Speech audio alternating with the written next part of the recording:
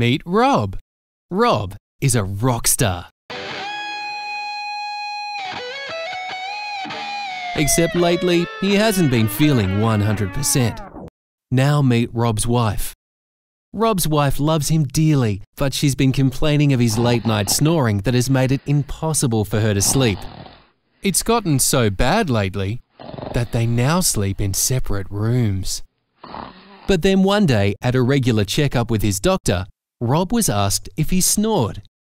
His doctor immediately recognized his symptoms and was able to help him get diagnosed.